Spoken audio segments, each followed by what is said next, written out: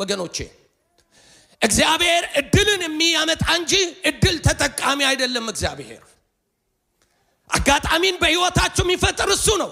ግን የሆነ አጋጣሚን ተጠቅሞ የሚሰራ እንዳይመስለን ሰዎች ናቸው ለመስራት አጋጣሚ የሚፈልጉት እግዚአብሔር ለመስራት አጋጣሚ አይፈልግም እግዚአብሔር ለማድረግ እድል አይፈልግም ስለዚህ መለኮታዊው አምላክ እድል የሚመስሉ አጋጣሚ የሚመስሉ ነገሮችን ምን ያደርጋል ራሱ እንዲፈጠሩ ያደርጋቸዋል የሚፈጥራቸው ራሱ ነው ስለዚህ ይሄ የህዝብ ቆጠራ ለሰው ቴክኒካሊ አጋጣሚ ይመስላል ግን እግዚአብሔር አምላክ ነው ምን ያደረገ ያለው ኮንስትራክት ያደረገ ያለው ለምን ትንቢት ተነግሯል ቤተልሔም የሚወለድ ሕፃን አለ የዓለም መድኃኒት ስለዚህ ግዴታ እዛ መሄድ አለበት ያን ለማምጣት ምድር ላይ ያለው ንጉስ ቤተ መንግስት ሄዶ እግዚአብሔር አምላክ ቅስቀሳ ያደርጋል በራሱ ኢንተረስት